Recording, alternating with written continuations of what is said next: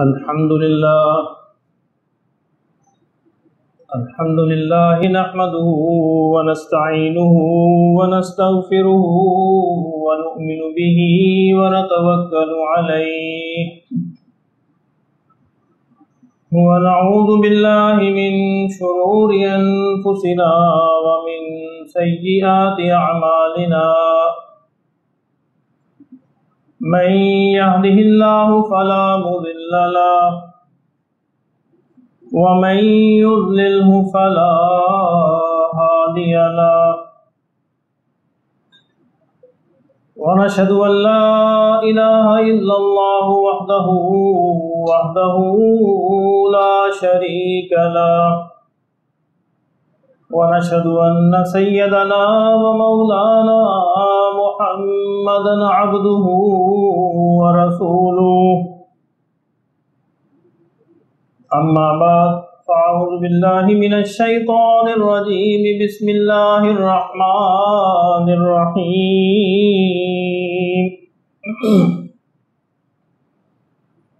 يا أيها الذين آمنوا لا ترفعوا أصواتكم فوق صوت النبي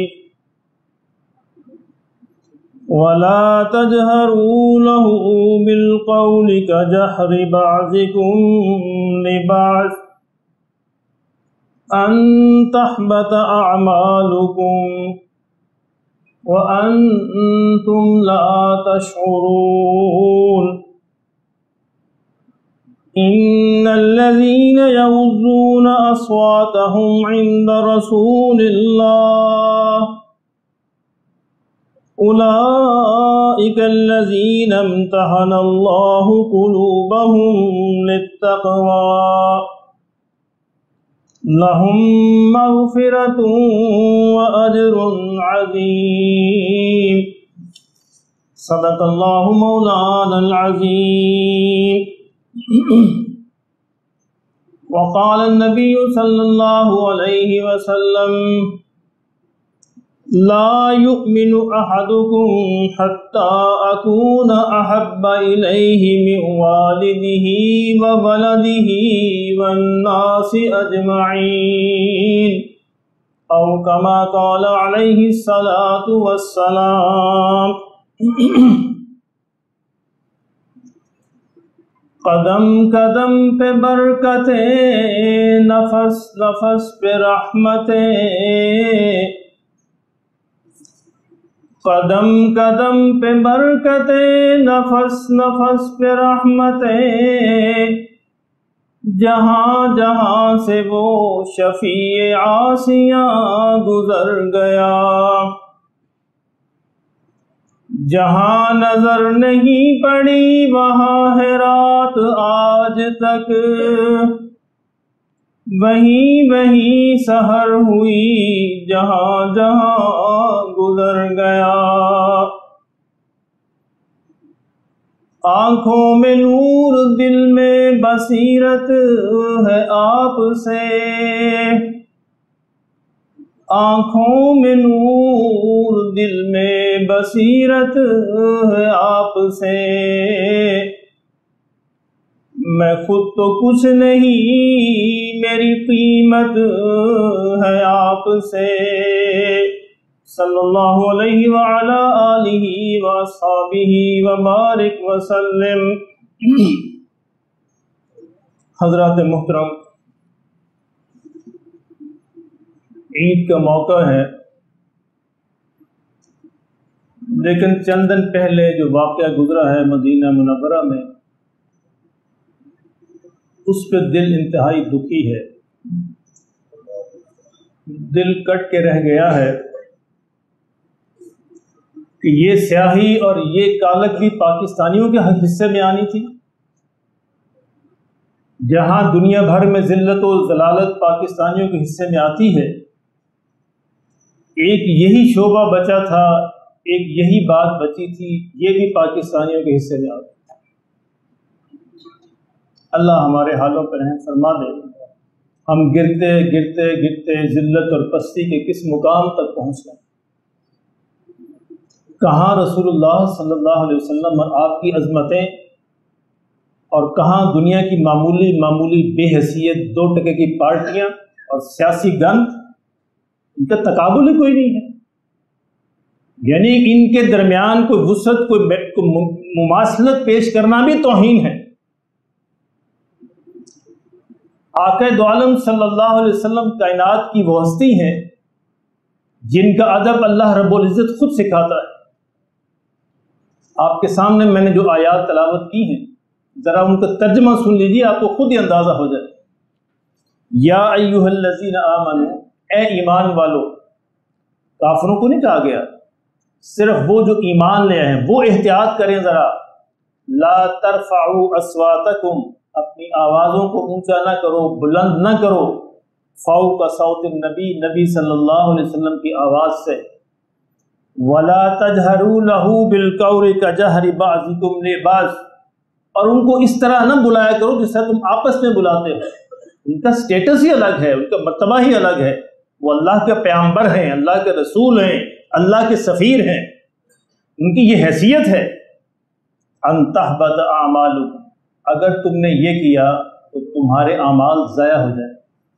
حبط اعمال اس وقت ہوتا ہے جب انسان مرتد ہو جاتا ہے، جب انسان اسلام کو چھوڑ دیتا ہے، گویا یہ مرتد ہونے کے برابر ہے۔ نبی صلی اللہ علیہ وسلم کی توہین اور حضور سے جڑی اور حضور کی نسبت سے جو چیزیں ہیں ان کی توہین۔ آج مجھے یہی سمجھانا مقصود ہے کہ نبی صلی اللہ علیہ وسلم کی توہین، حضور سے جڑی جو نسبتیں ہیں، حضور کی نسبت سے ان کی توہین ہوگی تو یہ بھی حضور کی توہین ہے۔ وَأَنْتُمْ لَا تَشْعُرُونَ، اور تمہیں اس کا اندازہ ہی نہیں ہوگا، شعور ہی نہیں رکھتے کہ کیا ہو جائے گا تمہارے ساتھ۔ اور دوسری طرف ان الذین یغضون اصواتہم، جو لوگ اپنی آوازوں کو نبی کی آواز سے پست رکھتے ہیں، فرمایا اللہ نے میں نے ان کے دلوں کو جانچ لیا ہے تقویٰ کے لیے، اور میں نے فیصلہ کر لیا کہ انہی کے لیے مغفرت ہے اور انہی کے لیے اجر عظیم ہے۔ یہ ہے وہ مقام۔ آپ نے کبھی اندازہ کیا کہ اللہ رب العزت جو ہے نبی صلی اللہ علیہ وسلم کو مخاطب کیسے کرتے ہیں؟ یعنی پورے قرآن مجید میں لفظ محمد 4 دفعہ آیا ہے، باقی جتنی بھی جگہ اللہ نے فرمایا خطابات سے نوازا ہے۔ یا ایھا النبی، یا ایھا الرسول، یا ایھا المزمل، یا ایھا المدثر، یاسین، طٰہٰ، یہ سارے خطابات ہیں۔ اور آپ کو معلوم ہے کہ جب نام لیا جاتا ہے کسی کو اس کے اعزازی نام سے، خطاب سے بلایا جاتا ہے تو زیادہ عزت کا مقام ہے، زیادہ احترام ہوتا ہے۔ میں کہوں بشیر صاحب، اس کے مقابلے میں کہوں ڈوگر صاحب تو یہ زیادہ احترام ہے۔ چودھری صاحب، میاں صاحب، شاہ صاحب، یہ زیادہ احترام کی بات ہے۔ وہی احترام کا انداز اللہ رب العزت نے قرآن مجید میں حضور کے لیے اختیار فرمایا صلی اللہ علیہ وسلم۔ جب یہ آیت نازل ہوئی، ثابت بن قیس ایک صحابی تھے، ثابت بن قیس رضی اللہ تعالی عنہ، جنہیں خطیب رسول کا منصب حاصل ہے، جو نبی صلی اللہ علیہ وسلم کی طرف سے خطابت فرمایا کرتے تھے۔ ان کی آواز قدرتی طور پر بہت بلند تھی، حضور نے ان کو خطیب مقرر کیا تھا، بڑے بڑے مجمع میں خطاب فرماتے، آواز بلند تھی۔ جب یہ آیت نازل ہوئی تو گھر میں چھپ کر بیٹھ گئے کہ میرا مولا میرا کیا بنے گا، میری آواز تو بلند ہے اور یہ حضور کی آواز سے زیادہ بلند ہو جاتی ہے۔ گھر میں بیٹھے روتے رہے، کئی دن بیت گئے۔ نبی صلی اللہ علیہ وسلم نے صحابہ سے پوچھا ثابت نظر نہیں آ رہے، کدھر گئے وہ؟ تو لوگوں نے کہا کہ یا رسول اللہ صلی اللہ علیہ وسلم ان کے ساتھ تو یہ معاملہ پیش آیا۔ اب وہ کہتے ہیں آیت آ گئی، میرا کیا بنے گا؟ حضور نے فرمایا انہیں بلا کے لاؤ۔ حضور صلی اللہ علیہ وسلم نے ان کو بلایا، آپ حاضر ہوئے، فرمایا کہ ثابت تو ان میں سے نہیں ہے، تیری آواز تو قدرتی آواز ہے، یہ تو وہ ہے جو جان بوجھ کے اپنی آوازوں کو اونچا کرتا ہے۔ اب دیکھیں اس پہ ثابت بن قیس کو مرتبہ کیا ملا ہے۔ ایک عجیب بات میں آپ کو بتاتا ہوں، ثابت بن قیس جو ہے یہ شہید ہوئے ہیں مسیلمہ کذاب کے خلاف لڑتے ہیں، جھوٹا نبی جو نبی صلی اللہ علیہ وسلم کے بعد جس نے دعویٰ کیا، اس جنگ کے اندر یہ شہید ہوئے۔ شہادت کے بعد یہ ایک اور صحابی کے خواب کے اندر آئے اگلی رات، اور اس کو آ کے کہنے لگے کہ دیکھو جب میں شہید ہو گیا تو میرے سینے پر ایک زرہ تھی، بڑی قیمتی زرہ، وہ ایک اور شخص نے اتار لی ہے، اور اس کو اس نے چھپا دیا ہے اپنے خیمے میں تاکہ وہ بدیانتی ہو، خیانت ہو جائے مال غنیمت میں. تو کہا کہ تم ایسے کرو، خالد بن ولید اس لشکر کے سپہ سالار تھے، تم خالد بن ولید کے پاس جاؤ اور اسے بتاؤ کہ فلاں فلاں آدمی ہے، اس نے میری زرہ کو اتارا، اپنے خیمے میں چھپا دیا، اور نشانیاں بتائیں کہ جب اس کے خیمے کے اندر جاؤ گے تو وہاں ایک بڑی سی ہنڈیا پڑی ہوگی، اس کے نیچے زرہ ہے اور اس ہنڈیا کے اوپر بھی اونٹ کا کجاوا رکھا ہوا ہے. اب پوری نشانیاں بتا دی. اللہ اکبر. اور دوسرا اسے یہ کہا کہ دیکھو اس کو خواب سمجھ کے ٹال نہ دینا، اس کو خواب سمجھ کے نہ ٹالنا، یہ مقام ایسے تھوڑا ملتے ہیں. اور اگلی بات یہ کہی کہ جا کے ابو بکر سے کہنا کہ میرے ذمے اتنا قرض ہے، اس کو ادا کر دیں، اور میرے فلاں فلاں غلام ہیں، ان کو آزاد کر دیں میری طرف سے. اب یہ وصیت کب ہو رہی ہے؟ دنیا سے جا چکے ہیں، شہید ہو چکے ہیں، دنیا میں نہیں ہیں. یہ پوری اسلامی تاریخ میں واحد صحابی ہیں جن کی وصیت کو مرنے کے بعد بھی نافذ کیا گیا.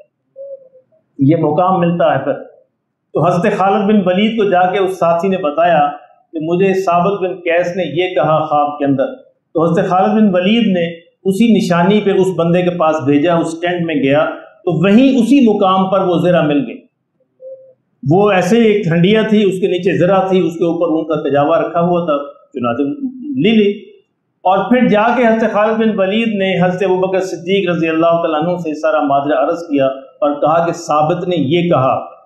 تو حضرت ابوبکر صدیق نے کہا کہ ان کی وصیت نافذ ہوگی، میں ان کی وصیت کو نافذ کروں گا. حالانکہ ایسا نہیں ہوتا، مرنے کے بعد وصیت نافذ نہیں ہوتی، زندگی میں ہوتی ہے.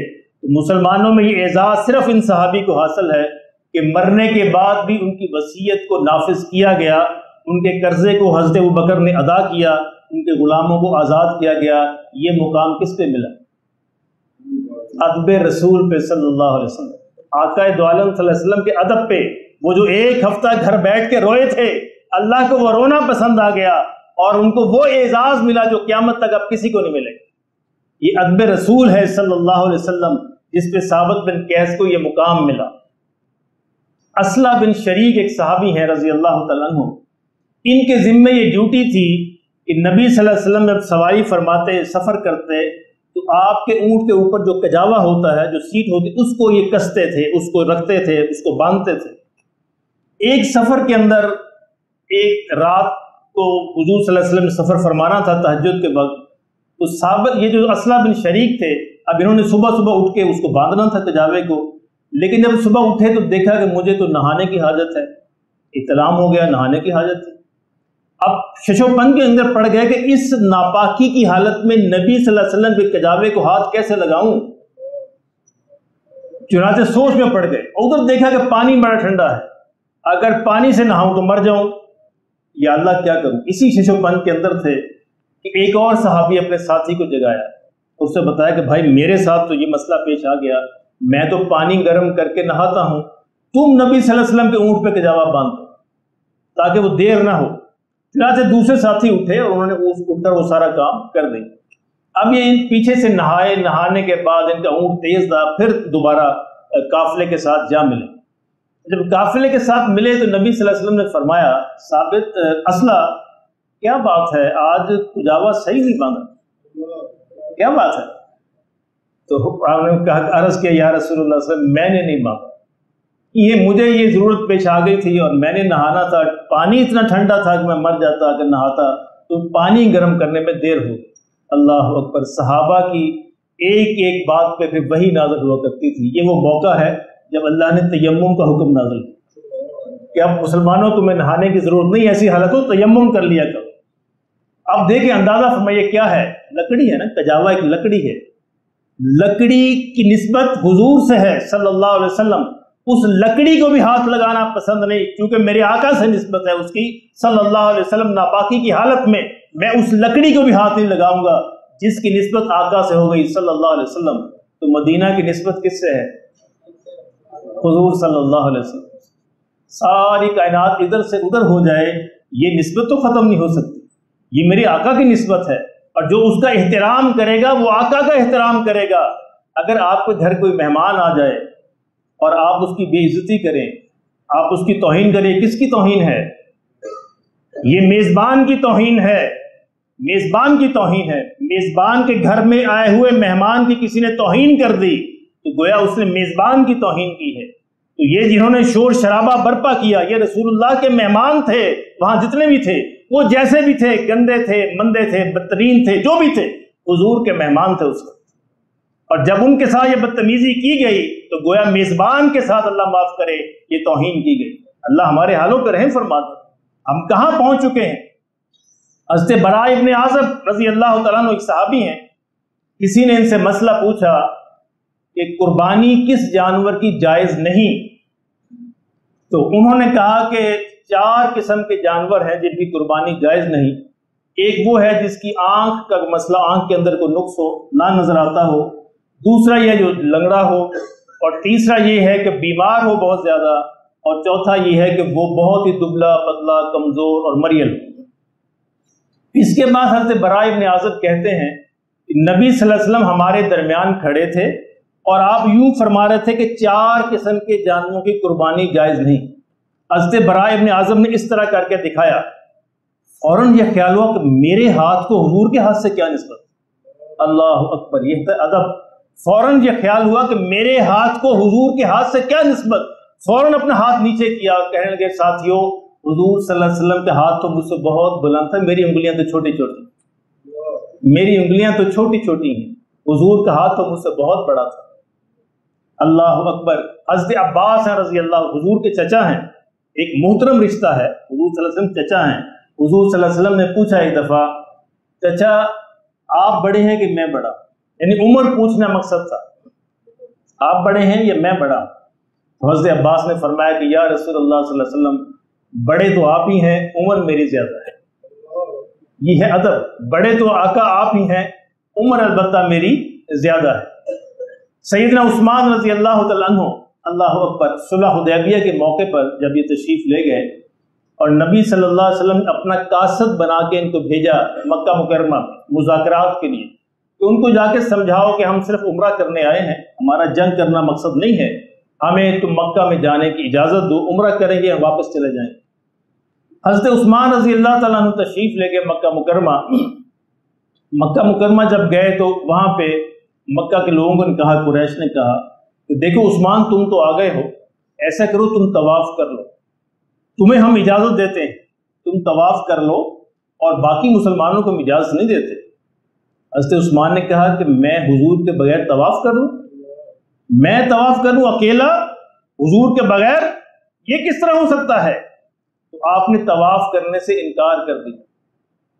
اب ذرا غور فرمائیں اس پہ، طواف کیا ہے؟ طواف ایک عبادت ہے، عبادت ہے نا، اور یہ وہ عبادت ہے جو اسی شہر میں اندر ہو سکتی ہے، اسی مقام پہ ہو سکتی ہے، پوری دنیا میں کسی اور جگہ ہونا ممکن نہیں ہے، اور یہ چانس ملا ہے سیدنا عثمان رضی اللہ تعالیٰ عنہ کو، آپ نے انکار کر دیا۔ کیا مسئلہ نکلا؟ عبادت پر ادب رسول کو ترجیح دی صلی اللہ علیہ وسلم، عبادت پر حضور کے ادب کو ترجیح دی صلی اللہ علیہ وسلم۔ یہ پیغام دیا قیامت تک آنے والے مسلمانوں کو، مسلمانوں ادب رسول ہی اصل دین ہے، دین سارے کا سارا ادب ہے، ادب پہلا کرینہ ہے محبت کے کرینوں میں، جس کو محبت کا دعویٰ ہو اور وہ پھر حضور کا ادب نہ کرے، یہ کیسے ممکن ہے؟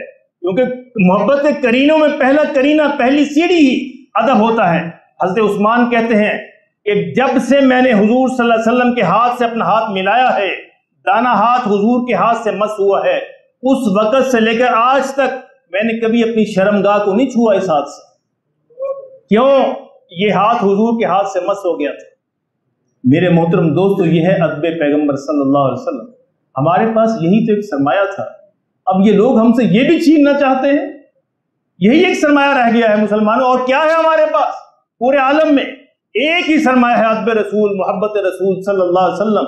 اب یہ بدبخت ہم سے یہ بھی چھیننا چاہتے ہیں، یہ ہم نہیں چھیننے دیں، ہم اس دامن کو نہیں چھوڑیں گے۔ کائنات ادھر سے ادھر ہو جائے، جو بھی ہو جائے، یہ دامن ہمارے ہاتھ سے نہیں چھوٹ سکتا۔ ہم نے اسی میں جینا ہے اور ہم نے اسی میں مرنا ہے انشاءاللہ۔ یا رسول اللہ صلی اللہ علیہ وسلم، آپ کے شہر میں جن لوگوں نے یہ بدتمیزی کی اور جنہوں نے کروائی، ہم سب سے برات کا اظہار کرتے ہیں، ہمارا ان سے کوئی تعلق نہیں، نہ ان سے نہ ان کے کروانے والوں سے۔ یا رسول اللہ، میرے ہاتھ کھڑے ہیں، قیامت کے دن گواہی دیجئے گا ہمارا ان سے کوئی تعلق نہیں، جنہوں نے یہ بدتمیزی کی یا جنہوں نے یہ بدتمیزی کروائی یا جو بھی ان کے سرپرست ہے، ہم ان سے برات کا اظہار کرتے ہیں، ہم ان سے اعلان برات کرتے ہیں، ہمارا ان سے کوئی تعلق نہیں۔ یا رسول اللہ صلی اللہ علیہ وسلم، ہماری زندگی، ہمارا جینا اور ہمارا مرنا، ہماری زندگی ہماری موت جو ہے، ہم آپ کے نام پہ جینا چاہتے ہیں اور آپ کے نام پہ مرنا چاہتے ہیں۔ یہ ہماری زندگی، ہمیں اس پہ اعزاز ہے، ہمیں اس پر فخر ہے اور ہم اسی فخر کے ساتھ جینا چاہتے ہیں۔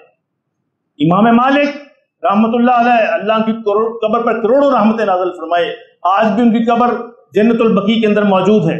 اللہ کی شان دیکھیے، ہزاروں قبریں بنی جنت البقیع میں، مٹ مٹا گئی، چند قبریں محفوظ ہیں، ان میں امام مالک کی بھی۔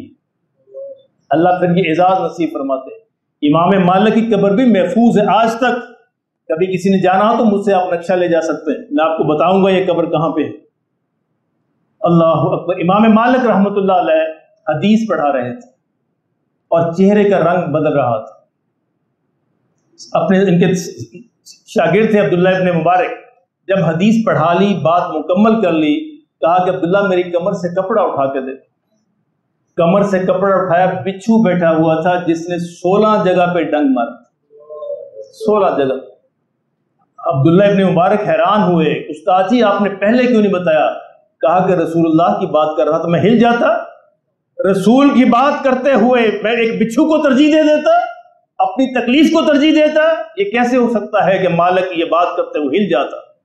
خلیفہ وقت ابو جعفر منصور، بڑے ان کے دبدبے ہوتے تھے، یہ آئے مسجد نبوی کے اندر اور حضرت امام مالک کے درس میں شریک ہوئے، اور ایک بات پہ بحث ہو گئی، خلیفہ کی آواز بلند ہو گئی مسجد نبوی میں، امام مالک نے جھاڑ دیا، ڈانٹ پلائی، ابو جعفر پتہ نہیں کس درس میں بیٹھے ہو، کس مقام پہ بیٹھے ہو، اس مقام پہ آواز اونچی نہیں کی جا سکتی۔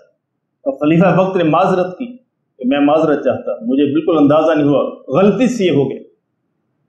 سیدنا عمر رضی اللہ تعالیٰ عنہ، ایک صحابی دیکھا، دو لوگ باتیں کر رہے ہیں مسجد میں، یہ حضور کی وصال کے بعد کی بات کر رہا ہوں، پہلے میں نے حضور کی وصال سے پہلے کی بات کی، اب وصال کے بعد کرتا ہوں۔ وصال کے بعد بھی آپ کا ادب وہی ادب ہے جو آپ کی زندگی کے اندر موجود ہے اور قیامت تک وہی رہے گا۔ حضرت عمر رضی اللہ تعالیٰ عنہ نے دو صحابہ کو دیکھا کہ باتیں کریں اونچی، آپ نے ان کو بلانا تھا، آپ نے آواز نہیں اونچی کی، کینکری ماری اس طرح، ادھر آؤ، اشارہ کیا، بلایا، کہا کہ تم کہاں کے رہنے والے ہو؟ ان کا جی فلاں شہر سے آئے، یعنی مدینہ کے نہیں تھے، فلاں شہر سے آئے۔ آپ نے انہیں کہا اگر تم مدینہ کے ہوتے میں تمہیں کوڑے لگاتا، تم نے یہ گستاخی کی ہے مسجد رسول صلی اللہ علیہ وسلم میں کھڑے ہو کر اپنی آواز کو بلند کرنے، یہ آواز بلند نہیں ہو سکتی مسجد۔ اللہ اکبر۔ سیدہ عائشہ رضی اللہ تعالیٰ عنہ، جن کے حجرہ مبارک میں حضور دفن ہے صلی اللہ علیہ وسلم، قیامت تک یہ اعزاز سیدہ عائشہ کو حاصل۔ جب حضور کے وصال کے بعد جب کبھی ارد گرد کے ہمسائے کوئی دیوار ٹھونکتے یا کوئی کیل لگانا ہوتا یا تھوڑی آواز پیدا ہوتی تو سیدہ عائشہ فوراً پیغام بھیجتی ان کے گھر کہ حضور صلی اللہ علیہ وسلم کو اذیت نہ دو۔ یہ وصال کے بعد کی بات ہے، وصال پہلے کی بات نہیں کر رہا۔ سیدہ عائشہ وہ زیادہ عالم تھی کہ ہم زیادہ عالم ہیں، سیدہ عائشہ زیادہ عالم، امت کی ماں ہے، پیغام بھیجتی کہ حضور کو اذیت نہ دو، اپنی آوازوں کو نیچا رکھ۔ جن لوگوں نے روضہ رسول دیکھا ہے صلی اللہ علیہ وسلم، اللہ ہم سب کو نصیب فرمائے، بار بار نصیب فرمائے، وہ دیکھتے ہیں کہ جب آپ روضہ رسول سے گزرتے ہیں تو پہلے ایک بڑا سوراخ آتا ہے، صحیح ہے نا، وہاں پہ حضور صلی اللہ علیہ وسلم دفن ہے۔ اچھا یہ تینوں سوراخ الگ الگ کیوں ہے؟ کیا وجہ ہے اس کی؟ یہ بھی میں آپ کو ادب بتاتا ہوں۔ ادب کیا ہے؟ نبی صلی اللہ علیہ وسلم کو اس طرح دفن کر دیا گیا تو آپ کے چہرہ مبارک کے سامنے وہ نشانی بنائی ہوئی ہے، وہ سوراخ ہے کہ بڑا، کہ گویا نبی صلی اللہ علیہ وسلم کا چہرہ مبارک یہاں پہ۔ جب ابو بکر فوت ہوئے تو انہوں نے وصیت فرمائی کہ میرے چہرے کو حضور کے چہرے کے برابر نہ کرنا۔ یہ کیسے ہو سکتا ہے کہ ابو بکر حضور کے برابر دفن ہو جائے؟ مجھے حضور کی ٹانگوں کے پاس لے جانا، حضور کے پاؤں کی طرف لے جانا، وہاں جا کے دفن کرنا۔ اسی آپ جب تھوڑا آگے چلتے ہیں تو پھر دوسرا سوراخ آتا ہے جہاں لکھا ہے ابو بکر، یہ ابو بکر قبر ہے، یعنی حضور دفن ہوئے، اس طرح حضرت ابو بکر یہاں پہ دفن کیا گیا، آپ کی بالکل پاؤں کی طرف، ٹانگوں کی طرف، اس لیے وہ آگے ہے وہ قبر۔ حضرت عمر پھر دفن ہوئے، انتقال ہونے لگا، اور میں مجھے ابو بکر کے برابر بھی دفن نہ کرنا، میرا وہ مقام بھی نہیں ہے، مجھے ابو بکر کے پاؤں کی طرف لے جاتا، چنانچہ ان کو اور نیچے کی طرف لے گئے، اس لیے پھر آگے تھوڑا سا جا کے ایک اور سورہ حضرت عمر لکھا ہوا ہے۔ تو یہ دیکھیے ادب یہ ہوتا ہے، یہ ہے ادب پیغمبر صلی اللہ علیہ وسلم۔ سیدنا امام مالک رحمۃ اللہ علیہ ساری عمر مدینے میں ننگے پاؤں رہے اور گھوڑے پہ سواری نہیں کی کہ میں گھوڑے پہ سواری کروں، اس شہر کے اندر میرے گھوڑے کے سم جو ہیں اس زمین کو روندیں جہاں حضور صلی اللہ علیہ وسلم کے پاؤں لگے ہیں۔ اور ساری عمر میں ایک حج کیا ہے، ایک حج فرض تھا وہ کر لیا۔ کہا کہ ایسا نہ ہو مدینے سے باہر میری موت آ جائے، ایسا نہ ہو کہ مدینے سے باہر میری موت آ جائے۔ اسی ڈر سے مدینے سے نہیں نکلتے تھے، مدینے سے نکلتے ہی نہیں تھے کہ مجھے مدینے میں مرنا ہے اور جنت البقیع میں دفن ہونا ہے۔ یہ ساری عمر کی محنت یوں کام آئی کہ اللہ نے صدیوں بعد بھی ان کی قبر کو بھی محفوظ رکھا۔ آج بھی جو لوگ جو ہیں جنت البقیع میں جاتے ہیں وہ ان کی قبر کی زیارت کر سکتے ہیں۔ حضرت امام مالک کی قبر محفوظ ہے، امہات المومنین کی محفوظ ہیں، اور اہل بیت کی محفوظ ہیں، اور کچھ صحابہ حضرت عثمان کی محفوظ ہے۔ اسی طرح حضرت امام مالک کی قبر اثر بھی یہ محفوظ ہے اسی ادب رسول صلی اللہ علیہ وسلم کے صدقے سے۔ تو میرے محترم دوستو، عرض کرنے کا مقصد یہ ہے کہ اپنی زندگیوں کے اندر ادب رسول کو پہلا نمبر دیجئے۔ اور ادب رسول یہی نہیں ہے کہ ادب رسول ہے آپ کہیں حضور دنیا سے تشریف لے گئے، نہیں، حضور کی نسبت سے جو چیزیں موجود ہیں ان کا ادب بھی وہی ہوگا جو حضور صلی اللہ علیہ وسلم کا ادب ہوا کرتا تھا یا ہے۔ تو آقا دو عالم مدینے کی نسبت حضور صلی اللہ علیہ وسلم سے، مدینے کے اندر کوئی بھی ایسی حرکت، کوئی بھی ایسی بدتمیزی اور کوئی بھی ایسی آواز کو اونچا کرنا، اس کی پوری دنیا میں ہم اجازت نہیں دے سکتے۔ یہ ممکن نہیں ہے کہ مسلمان موجود ہوں وہ اس کی مذمت نہ کریں، یہ ہو نہیں سکتا۔ تو ہم بھرپور اس کی مذمت کرتے ہیں کہ جنہوں نے بھی یہ حرکت کی ہے، جنہوں نے بھی کروائی ہے، جنہوں نے پلان کی ہے، جو بھی ہے، یہ سارے کے سارے جو ہیں ان کو اللہ کے حضور توبہ کرنی چاہیے۔ توبہ کریں، ایسا نہ ہو کہ اسی حال کے اندر ان کا انتقال ہو جائے، اسی حال کے اندر مر جائیں تو وہ قیامت کے دن مسلمانوں میں نہیں اٹھائے جائیں۔ ان تحبط اعمالکم، ایسا تمہارے اعمال ضائع ہو جائے، تمہارے اعمال ضائع ہو۔ لوگ تو یہ کہتے ہیں یہ وہ جگہ ہے جہاں پہ جنید اور بایزید جیسے ولی جو ہیں، اولیاء جو ہیں، وہ بھی آہستہ سانس لیتے ہیں، وہ بھی سانس آہستہ لیتے ہیں کہ کہیں گستاخی نہ ہو جائے، کہیں خلاف نہ ہو جائے، بے ادبی نہ ہو جائے۔ نبی صلی اللہ علیہ وسلم کو جب حضرت جبرائیل حاضر ہوا کرتے تھے، باب جبرائیل موجود ہے مسجد نبوی میں، باب جبرائیل اسی نسبت سے ہے کہ اس راستے سے حضرت جبرائیل تشریف لایا کرتے تھے۔ تو جب آتے تھے تو بڑی ہی آہستگی کے ساتھ دروازے پہ دستک دیتے تھے اپنے پروں سے، بڑی آہستگی سے کہ آواز بلند نہ ہونے پائے، اور حضور صلی اللہ علیہ وسلم کی اجازت سے اور آپ جو ہے اندر تشریف لے جاتے تھے۔ تو یہ ساری میرے محترم باتیں دہرانے کا مقصد یہ ہے کہ ہماری یہ یاد تازہ ہو جائے، ہمارا یہ مذاکرہ جو ہے تذکرہ تازہ ہو جائے کہ ہم اگر غلطی کے ساتھ ہم یا کوئی اور اللہ ہمارے حال پر رحم فرمائے اگر کوئی ایسا کرے تو ہماری ذمہ داری ہے میں اس کو یاد دلائیں، ہم اس کو یاد دلائیں کہ تم نے کیا غلطی کی ہے، کیا غلطی ہو گئی ہے، اور توبہ تمہارے ذمہ واجب ہے۔ اگر توبہ نہیں کرو گے تو یہ خدشہ ہے کہ ایسا نہ ہو کہ قیامت کے دن تم مسلمانوں کے اندر نہ اٹھائے جائے۔ اور ایک اس کے آخر میں نے ایک حدیث بھی پڑھی تھی، وہ دوبارہ دہرا دیتا ہوں۔ قال النبی صلی اللہ علیہ وسلم لا یؤمن حتی اکون احب من والدہ وولدہ والناس اجمعین۔ کوئی شخص اس وقت تک حقیقی مومن نہیں ہو سکتا جب تک کہ میں اس کو اس کے والدین سے، اس کے بچوں سے اور سارے انسانوں سے زیادہ محبوب نہ ہو جاؤں۔ یہ ہے ایمان کا معیار۔ تو اپنے معیار کو، اپنے ایمانوں کو اس معیار پہ جانچیے، اس معیار پہ پرکھیے، اور اگر آپ کے دل میں اس عمل کے خلاف مذمت پیدا نہیں ہوئی، نفرت پیدا نہیں ہوئی، اور آپ کے دل میں کوئی ایسا اس کی نہیں پیدا ہوئی کہ آپ مذمت کریں، تو پھر آپ کو بھی اپنے ایمانوں کی فکر کرنی چاہیے۔